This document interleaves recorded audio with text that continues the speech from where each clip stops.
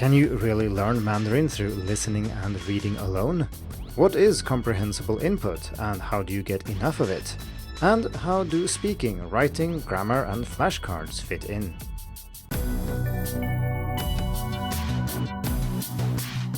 Hello and welcome to the Hacking Chinese podcast. In this week's episode, we are going to talk about comprehensible input, which basically means listening to and reading Chinese that you can understand. There are many learning and teaching approaches focusing on comprehensible input, and the general idea is that input that you can make sense of is extremely important, and some would go as far as saying that it's the only thing you need to learn a language. Let's start by examining the role of input, so that's listening and reading, because that's something that almost all researchers agree on is absolutely essential for learning a foreign language. If you stop and think about it, this is also obvious, because there are only two ways you can get Chinese into your brain, and one of them is listening through your ears, and the other one is reading through your eyes. There are no third options here. You can't really download Chinese directly, so you have to either read or listen. So it goes without saying that what you know about the Chinese language has to come either through listening or through reading. This means that when you speak and write, you don't really learn new things about the language. I mean, how could you? You have to rely on things you already know in order to be able to say or write them after all. So input is key, and for this input to be effective, it needs to be comprehensible. This is because language learning is largely about connecting spoken and written forms with meaning, and if you're unable to do that, you won't learn much. When you understand something in Mandarin, such as when someone points to themselves and says 我, or points at you and says 你, you can make a connection between the sounds there and their intended meaning. As you learn more, you can also rely on what you already understand, context, and many other things to understand what's going on. And the more you understand then, the more likely you are to learn the things you didn't understand. So in this way, input builds on input, and you can build up your own mental model of how Mandarin works based on what you've listened to and read and what you have understood of that. Naturally, there are many ways we can understand something. For example, I mentioned body language. We can also use pictures, you can rely on context, and you can also just translate to another language, such as English. Comprehension that comes through translation or explanation in a different language, though, is usually not counted as comprehensible input, which doesn't mean that teachers who use comprehension-based methods never translate and never rely on other languages, but it means that it's kept to a minimum and it's not part of the main method. And compare this then with more traditional language learning and teaching, which can be almost exclusively through translation. I have participated in or observed many Chinese lessons which are more in English than in Chinese, and this is then not focused on comprehensible input. So the idea then, when you learn Chinese through comprehensible input, is that you listen and read as much as possible to language that you can make sense of, and everything else will basically take care of itself. Given time, all the time you spend on listening will convert to speaking ability as well, and over time enough reading will allow you to write as well. If you hire a teacher to help you learn Chinese through comprehensible input, they will help you understand Chinese that you listen to and read. They will do their best to speak in Chinese in a way that you can understand, maybe relying on extra support if you're a beginner, but generally just trying to adapt things to a level where you can understand what's going on and then gradually expand from there. They will typically not explain how grammar patterns work or directly translate lots of things or ask you to do these things. Before we move on, I'd like to highlight that there are many approaches and methods centered on comprehensible input, and they are not the same, and teachers who adhere to CI or comprehensible input can have quite different approaches and different opinions about specific aspects of what we're talking about in today's episode. For example, some think that you should understand every single word, and others think that the gist is enough. Some say that producing the language, so speaking and writing, is only useful if it gives you more input, while others see a role for practicing speaking and writing directly. Some focus on input only, while others think that interaction in the target language is also valuable, beyond the fact that it can provide more input. Approaches also differ in how they treat languages other than the target language, so some prefer to stick only in the target language and don't use any English at all, in other words, arguing that this is what you actually want to practice and using other languages can actually be directly harmful, whereas others think that it's perfectly fine to occasionally use students' stronger languages. Some people claim that studying the language explicitly, such as studying grammar rules, for example, is actually just a waste of time, whereas others think that at least it can help you notice these forms when you read and listen, and thereby it can improve your Chinese in the long term. Finally, some people think that input needs to be authentic, i.e. not written specifically for language learning purposes. But others think that comprehensibility is more important, so if we can make things simpler, but maybe a little bit less natural, that is a price worth paying. My goal in this episode is not to say who's right and wrong here, or even delve very deeply into what the difference is between different approaches and so on. I just want to talk about comprehensible input, why it really is important, no matter which approach you adhere to, and how you can get enough comprehensible input. Because no matter what you think about the necessity of studying, say, grammar explicitly and practicing speaking and writing, you do need input, and you need lots of it. That's something everybody agrees on. And yet almost all students listen and read far from enough. Most students stick with their textbooks and what goes on in class, but if you really want to learn Chinese efficiently, you need to listen much more than that. An occasional podcast here and there won't cut it. This is a good opportunity to mention my course, The Fluent Listener, in which we dig much deeper into what you should listen to, how you should listen, and how much you should listen to reach your goals. The course also includes a comprehensive audio resource recommendation library where you can find podcasts, YouTube videos, and so on that's suitable for your level, so you can get that comprehensible input that can be rather hard to get if you are going at it entirely on your own. So to level up your Chinese listening ability, head over to hackingchinese.com/courses and click the Fluent Listener. I will open the course for registration next week, but if you listen to this in the future and the course isn't open when you check, you will be able to leave your email address so I can contact you when the course opens again. So back to comprehensible input. I think it bears repeating that almost everybody who researches second language acquisition thinks that input is absolutely crucial. As I said in the introduction, you can only get new information into your brain through your ears or through your eyes. There simply aren't any other ways. Comprehensible input is closely associated with a set of hypotheses by Stephen Krashen, originally published in the 70s, but then later developed further both by Krashen himself and by other researchers. The first of these hypotheses is the input hypothesis, which states that we make progress in a language by engaging with input that is more advanced than our current level, but not so advanced that we don't understand. So comprehensible input, in other words. This is usually represented by the formula I+1, where I represents the student's current language, and the +1 means a little bit more than that, but it's not +3 or 5. Ideally then, you should listen and read Chinese that is on your level and contains largely things you do know, but some things that you don't, because if you understand everything except these new things, you stand a good chance of learning them simply through listening and reading. Before we move on to talk about some possible counter-arguments and questions you might have had about comprehensible input listening to what I've said so far, I want to look at one of Stephen Krashen's other hypotheses that is quite important here, namely the acquisition-learning hypothesis. To put it briefly, he claims that acquisition and learning are two distinct processes. Acquisition is subconscious and the result of comprehensible input. Learning, on the other hand, is conscious and deliberate, and it is what most people would call studying. Language development, then, is only dependent on acquisition, not learning. I want to bring this up here because some people use these words, acquisition and learning, to mean two different things, but most people, including people who do SLA research, don't really buy into this dichotomy, and they treat these as sometimes being the same thing. So acquisition would then be a form of learning, and there's not necessarily a significant difference between them. I'm no exception to this, so if you look at the title of this episode, it's Learning Chinese Through Comprehensible Input. I haven't written Acquiring Chinese Through Comprehensible Input, for example. So let's have a look at some counter-arguments and some questions you might have had while listening to what I've said so far. One of the most important questions is how much of an impact explicit studying has.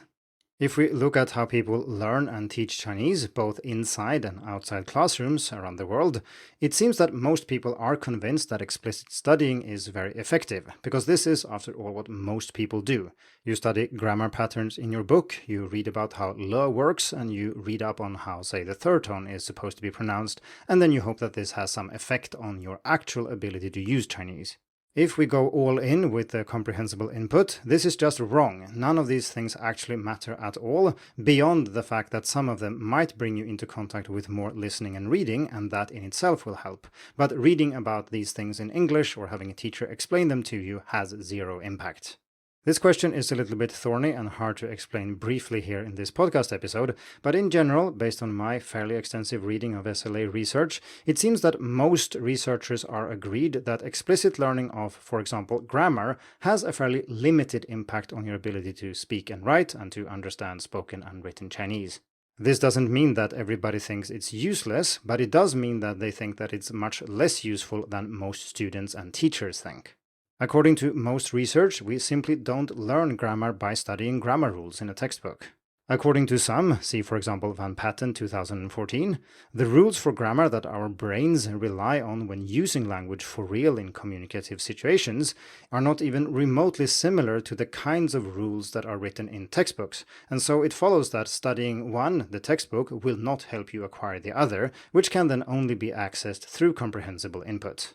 This doesn't mean that the only way to study grammar is through comprehensible input, but it means that studying rules in a textbook and then trying to apply them is basically a waste of time. I should mention here that there is a list of references and further reading in the written article on Hacking Chinese, so please check the show notes for that. Not everybody in second language acquisition research thinks that studying grammar, for example, has zero impact on people's language development, but we then need a mechanism for this to take place, and one of them is noticing. This essentially means that when you study something explicitly, such as when somebody points out a grammar pattern to you or corrects an error you made with your pronunciation, you can then notice this in the input. So when you listen and read later, your brain will be kind of primed for these things and you will notice them and thereby also stand a better chance of learning them. So noticing is one thing, but there are also others. So for example, in usage-based approaches, noticing is just one factor among others, such as frequency, salience, and prior experience. Attention and noticing is sometimes necessary because we can be blocked from hearing or comprehending something. So for example, I had a problem with my third tone in Chinese, which I will put a link to in the show notes if you're interested. But essentially, if you can't hear something, you can't really learn from it. And if nobody had pointed out to me that I made this mistake, I might have listened to thousands and thousands of third tones without actually noticing that what people said differed from what I said. But after somebody pointed this out, I started listening for it and finally was also able to hear it. In all these cases, though, listening and reading are important because without that, it doesn't really matter what you notice and how much attention you pay to something, because you simply won't hear and see it enough to learn it. Let's move on to the next counter-argument or question, which is about the role of interaction. People who go all into comprehensible input basically claim that output and interaction in the target language is something that just emerges after enough input. It's not something you need to explicitly practice. It's not just, like I said earlier, that you can only learn new things through input, that is, as we said, kind of obvious, but that enough comprehensible input will also result in ability to speak and write. This is a little bit counterintuitive and goes against much online language learning advice, such as speaking from day one and things like that.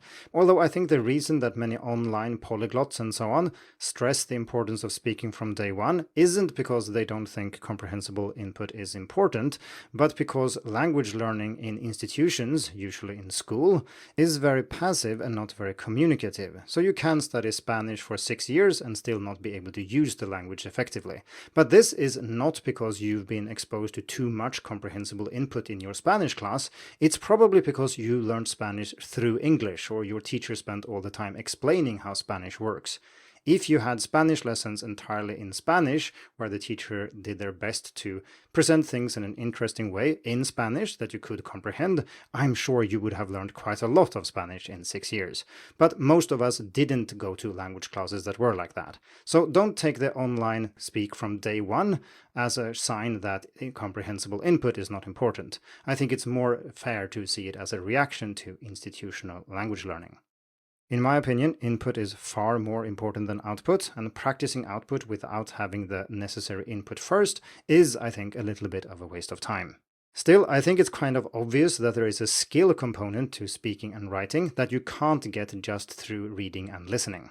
This doesn't necessarily mean that I think it's a good idea to drill words and grammar patterns you just heard in class and try to construct new sentences with them immediately, but it does mean that some kind of skill needs to be developed. For example, in a conversation, you will need to use many different types of strategies. You will need to ask people to slow down or to repeat themselves and so on. And these strategies can be explicitly developed, you just practice using them, so that when you need them, you have automated them and you can use them without effort. If you never use these and you end up in a conversation, I think it's much less likely that they would just emerge when you need them, compared to if you have practiced using them in class, for example. Another example of output being very useful is that most students who have lived in an immersion environment are very good at explaining how they started learning Chinese, or perhaps why they are learning Chinese.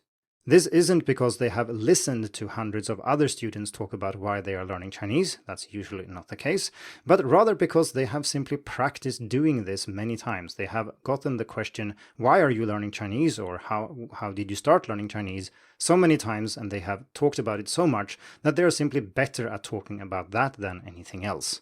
I think this skill component can be rather important, and I think another example of when it works is through these exercises that are called 4-3-2 exercises, where you talk about something in 4 minutes, and then in the same topic in 3 minutes, and then in 2 minutes, preferably with different target audience, for example, different classmates. I have done this a lot with students, and invariably people produce much more fluent Chinese the third time compared to the first time, and no acquisition has happened between attempt number 1 and attempt number 3. It's just that they have practiced this, their fluency in this specific area has at least temporarily increased, and so they are more confident and they can choose words more effectively and so on. However, note that this type of activity is usually meant to focus on language that you already know. It's not a way to acquire new language or to add lots of new words and grammar and so on. That is still best done through comprehensible input.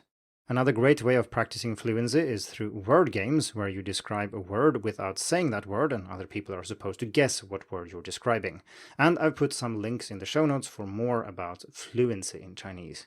So the final counter-argument or question that we're going to look at is the role of vocabulary and flashcards. So essentially, is there a role for explicit focus on vocabulary and maybe also flashcards?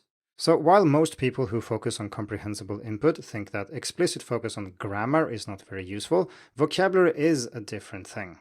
Most people still think that learning words through exposure, through listening and reading, is much more effective than using, say, flashcards, but there is much less opposition to focusing on vocabulary explicitly, simply because it works so well as a stepping stone to more comprehensible input. This is essentially my stance on flashcards. I think they can be useful because they help you to read and listen to things that you would otherwise not understand, and it's also very difficult to simply read and listen your way to an intermediate level, for example, because you will spend most of your time trying to find good resources to use.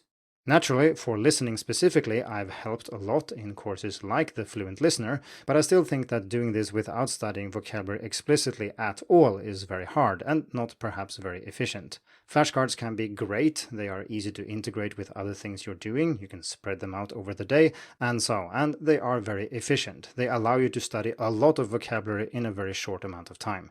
This should not lead to you reading and listening less, but it will help you understand what you listen to and read.